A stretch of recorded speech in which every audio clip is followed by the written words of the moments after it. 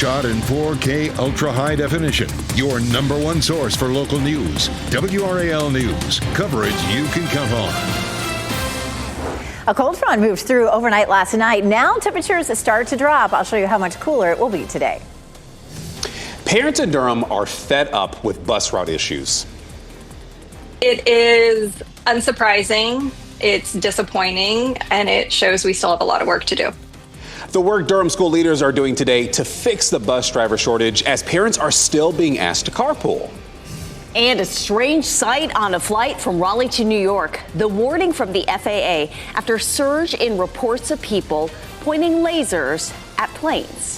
We'll tell you why they're doing that and how that's related to some other sightings going on. Good morning, everyone. It is 4:30. Let's get you up to date here on this Thursday morning. We're glad you're with us. I'm Renee Chu. And I'm Chris Levingood in for Jeff Hogan. Yeah, this morning I woke up and I saw some rain overnight. I guess I didn't check the forecast, so I don't know. It's a little clearer now for the most part as I was driving in. But we do have Elizabeth Gardner here, but I can still see there's a little bit of rain on the lens there. Yeah, it was pretty damp this morning on the streets when I headed out to water on the car, that sort of thing. But the rain has moved through. We're looking at a fairly dry day today. We have a small chance of a shower for tomorrow, but it is clear right now. And I came in and you can see the beautiful moon out there. 56 degrees is our temperature right now, but notice that arrow pointing southward. So the wind is now coming from the north, and that will gradually cool us off as we get through the day. Still really mild heading out the door this morning. 50 in Roxborough, 58 in Goldsboro, 61 in Fayetteville and Clinton. But that cool air will be filtering in from the north. We're going to hold it right about where we are right now. We'll probably dip down to around 50 at 10 a.m. and then hold it in the low 50s through the afternoon with variably cloudy skies. But then we'll have another front that helps to bring us some even colder air. The Arctic blast arrives on Saturday. I'll show you how low it will go coming up. Elizabeth, thanks. School leaders in Durham are working to find solutions to a pressing bus driver shortage. They plan to give an update on the situation tonight at their meeting. WRAL's Kelsey Coffey joins us live from the Durham School Bus Depot. And Kelsey, we know this month the district is requiring parents to find rides for their kids at least once a week. Yes, Renee. So buses just sit here at the depot all day. And for years, they've had trouble. The school district, rather, has had trouble with finding people to get behind the wheel. And tonight, parents may get some answers to this problem. So right now, DPS buses run on a staggered schedule because of the shortage. The district says that modified schedule will be in place through mid-January. In the meantime, they're asking parents to drive their kids to school at least once a week. We caught up with the vice chair of the Durham County Commission Board, Mike Lee. He got a commercial driver's license to become a fill-in bus driver in light of the shortage. He says DPS is considering every option to fix this problem. DPS is looking at all options. They're looking at with the city bus line. They're working with Go Triangle and Go Durham to see how we can maybe reduce some of the ridership of yellow buses into city buses with the older students, and that'll free up some on the other side. The Durham Association of Educators is also expressing their concerns about this issue. They plan to host a news conference tonight ahead of the school board's meeting. Kelsey Coffey, WRAL News, live in Durham. And we'll fill you in on the update shared during tonight's meeting. Tune into our newscast from 4 to 7:30 this evening for new information on how Durham school leaders plan to fix the bus driver shortage. Today, a Raleigh convenience store owner will learn how much time he'll spend in prison. Tazir Zarka faces up to 5 years because a jury convicted him of voluntary manslaughter. Zarka stabbed Mark Garrity during a scuffle that happened after he accused Garrity of stealing a Gatorade. Garrity's family says they're happy to see Zarka going to prison, but not everyone feels that way. Zarka could have faced up to 20 years in prison if the jury found him guilty of aggravated manslaughter. The judge declared a mistrial for that portion of the trial. Garrity's family told WRAL, quote, "We are disappointed by the verdict and will continue to fight for our son Mark and for so many others that didn't get their voices heard." Finally, after 19 months of freedom, we are thankful Taz is locked up, end quote. At Zarka's sentencing today, we will hear impact statements from the Garrity family and from Zarka's supporters. Today, civil rights leader Bishop William Barber plans to announce a federal lawsuit against AMC Theaters. This stems from an incident last December in Greenville. Theater staff confronted Barber and tried to stop him from using a specialized chair. Barber told them he needed the chair because of a medical condition. Staff then called police and had him escorted out of the theater. He plans to announce the suit this morning at 11 in Raleigh. This morning, 4 people are still hospitalized from a school shooting in Madison, Wisconsin. Hospital management says 2 of those people are in critical condition. And we've also learned the names of the teacher and student killed in Monday's shooting. Investigators say 42-year-old Aaron West and 14-year-old Ruby Vergara died in the shooting. The shooter was identified as 15-year-old Natalie Rupnow. She died after shooting herself, according to deputies. Investigators say that Rupnow had been in contact with a 20-year-old man in Carlsbad, California. Authorities say that man was plotting a mass shooting with Rupnow and told her he was planning to attack a government building. Police are still trying to figure out what Rupnow's motives may have been. Police in Durham are looking for the person who shot and killed a 17-year-old boy in a South Durham neighborhood. We first brought you this story as breaking news yesterday morning. Officers say it happened around 11 Tuesday night off South Roxborough Street. Detectives and forensics spent nearly 12 hours at the scene. No arrests have been made. At least 9 people were killed in Israeli airstrikes in Yemen this morning. According to Israel's military, the strike hit Houthis' targets just hours after they launched their own attack on Israel. But the Houthis have not claimed responsibility for that attack. Tensions between the two have escalated since the war started in Gaza last year. American forces have also launched a series of strikes on the Houthis this week. That's in response to Houthi attacks on shipping, in the Red Sea corridor. The recent panic over drones has led to a dramatic uptick in the number of planes being targeted by laser pointers from the ground. This is according to the FAA. Aiming lasers at planes can temporarily blind pilots. One suspected laser strike was captured on video by a passenger last Friday night as he flew over New Jersey. Paul Williams was on the plane traveling from Raleigh to New York when he spotted the laser. The FAA says on Tuesday night alone, there were 123 reports of laser strikes nationwide. 24 of those were reported over New Jersey. One sheriff's office in New Jersey is taking extra steps to monitor the drone activity. There were a lot of reports, like you said, coming in off the ocean, so we butted right up to the ocean. Coming up in 10 minutes, we'll show you the mobile drone command center that they've set up. And WRAL obtained surveillance video showing a stolen truck crashing into a store in Apex over the weekend. Look again, you can see that red tow truck crashing into the front of a gun and coin business on William Street Saturday morning. Arrest warrants say 49-year-old Raqueb Overton was the driver. The documents say he punched at least 2 people before stealing that truck. Overton is facing numerous charges, including assault with a deadly weapon with intent to kill. A twister topples a truck. We'll show you new video of the rare tornado that hit a California city. When tragedy hits, even the first responders need some special attention. We would have officers come in, lay down on the floor, and Cora would give them a sense of security. The honor a therapy dog with the Asheville Police Department has received for her work during Helene. And this is a live look at the WRAL newsroom in Fayetteville. A cool down is on the way today. Meteorologist Elizabeth Gardner will tell us how much temperatures will drop tonight. From the WRAL Severe Weather Center, North Carolina's most experienced team of meteorologists. And this morning, we're looking at some damp conditions. We had some rain overnight last night, and the streets are a little bit wet here in Apex right now. But our skies are clear, and we're looking at a good bit of sunshine for today. 59 in Fayetteville, 57 Tarboro. There could be a little bit of fog that develops as we get a little closer to sunrise. But then for the most part, we're going to see some sunshine. Temperatures are mild, definitely 50s to low 60s, depending on where you are. And then we're just going to hold it here. Yesterday, our temperatures climbed into the 70s, so we're going to be about 20 degrees cooler in the afternoon than we were yesterday. But these temperatures are fairly close to normal, looking at low 50s on through the afternoon. So walking the dog this evening shouldn't be too bad. We do have some much colder air in our forecast. I'll show you when the Arctic blast returns coming up. We're seeing new video of a rare tornado in California over the weekend. Look at this. This is video from Scotts Valley. It's dash cam video from a truck, and you can see the debris blowing in the wind, and suddenly the truck flips over. 5 people were hurt during that tornado, but no one died. The North Carolina Department of Transportation has reopened a busy bridge in western North Carolina. This bridge on US 70 connects Asheville to Swannanoa. The DOT says an average of 16,000 vehicles cross the bridge every day prior to Helene. They say its closure increased congestion on I-40 and I-240 east of Asheville.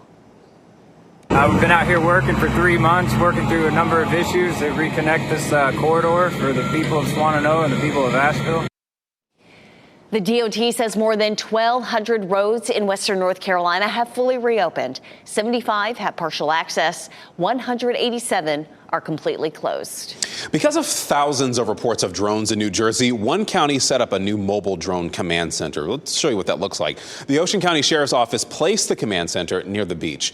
Investigators are watching the skies with live cameras, and they hope to catch a glimpse of one of those drones. It's hard to form an opinion. Our whole job is based off facts, and we want to find facts on what's going on and tell people about it and put people at ease, hopefully, because I think everyone's a little nervous. They want facts and people want answers. The FAA released this video that explains how to identify the drones. Now, despite not saying what they are or where they're from, Homeland Security says the drones are not a threat to the public.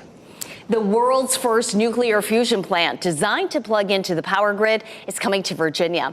A startup called Commonwealth Fusion Systems plans to build the plant near Richmond. It could provide clean energy to 150,000 homes by the early 2030s. Nuclear fusion works by fusing atoms together to create a burst of energy. If the Virginia plant is successful, the company says it plans to build thousands more. Lieutenant Governor Mark Robinson's campaign paid a $35,000 fine to settle allegations of old financial violations. The fine was paid to the State Board of Elections. The board's investigation went back to 2019. That was during Robinson's first run for office. The investigation found tens of thousands of dollars in excessive or misreported contributions. The board also found expenses not allowed under election law. The settlement lets the Robinson campaign off the hook for paying for the investigation.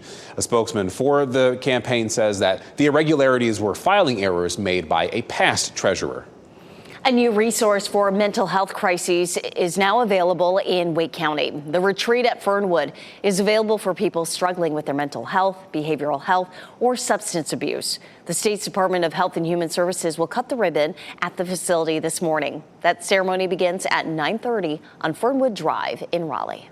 A program in Wake County is working to support Raleigh mothers and reduce maternal health disparities. Advanced Community Health's Pregnancy Centering Program combines clinical care and peer support. After regular one-on-one exams, mothers engage in a group discussion about what they're experiencing. They're also taught how to take their own vital signs at home. That's so they can sooner recognize when something is off and reduce risks of pregnancy-related complications.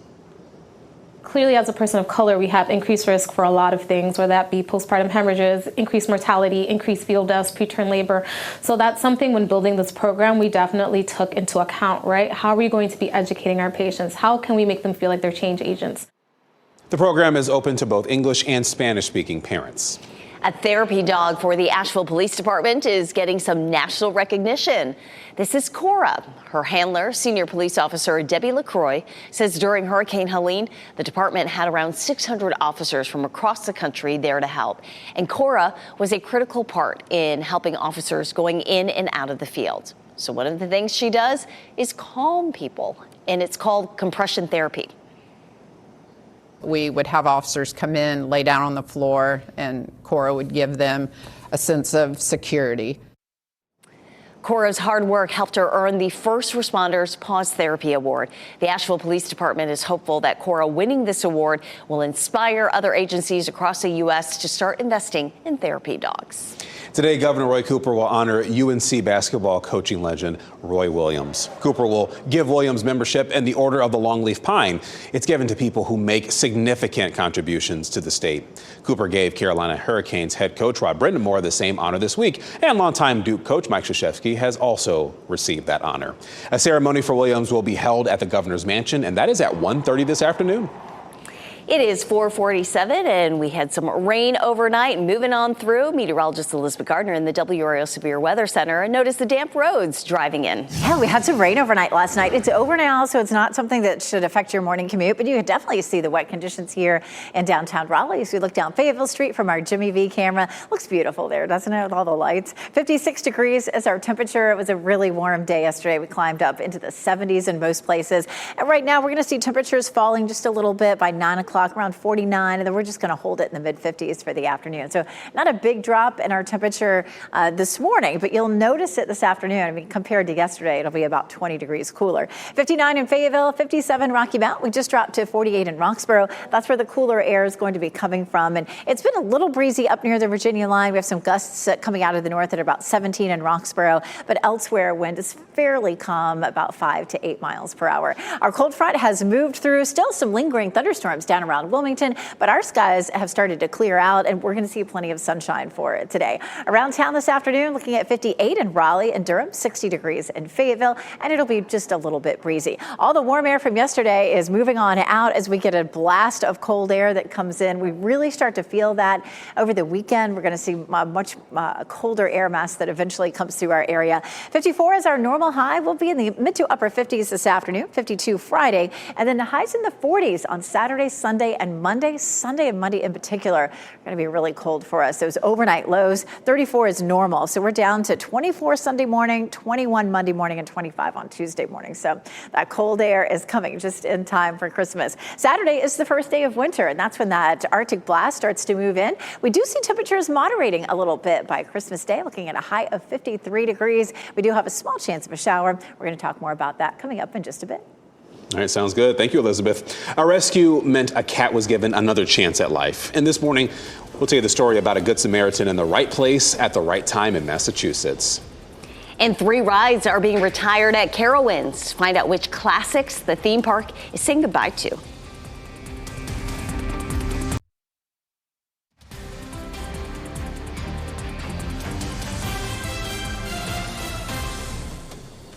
It is 4:52, giving you the festive look from Franklinton. Ooh, love the changing red and green lights and the Christmas tree giving a glow on this Thursday morning.